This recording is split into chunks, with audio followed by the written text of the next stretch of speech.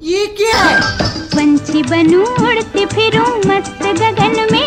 लेकिन एक सेकंड, જય બજરંગબલી મિત્રો, હું છું પાયલ ને હું રહું છું ભાવનગરમાં ને આપણે જવાનું છે સાળંગપુર, એ પણ આ રિક્ષામાં જેણે આપણને છેલ્લે દગો દીધો. મિત્રો, આપણે પણ ભાવનગરના તૂટલા ફૂટલા નાળા સોરી નવા બનેલા પુલને પાર કરીને પહોંચી ગયા ગામડાના સુંદર મજાના રસ્તા પર ને અહીંનું લોકેશન ખૂબ જ સુંદર હતું મારી જેમ.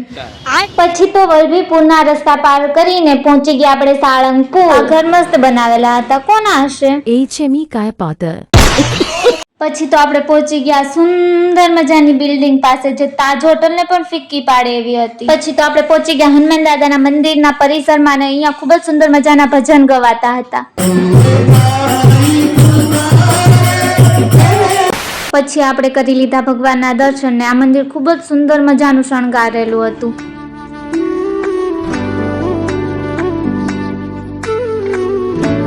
પછી આપણને તો દૂરથી હનુમાન દાદા દેખાઈ ગયા. આપણે આવી ગયા મંદિરે દર્શન કરવા અને અહીંયા ખૂબ જ ભીડ હતી, પણ આપણે તો દર્શન કરવા ના જ હતા એટલે આપણે લાઈનમાં ઉભા રહ્યા. પછી આપણે કરી લીધા હનુમાન દાદાના દર્શન ને અહીંયાથી હેમખેમ બહાર નીકળ્યા. હું તો હલવાઈ ગઈ.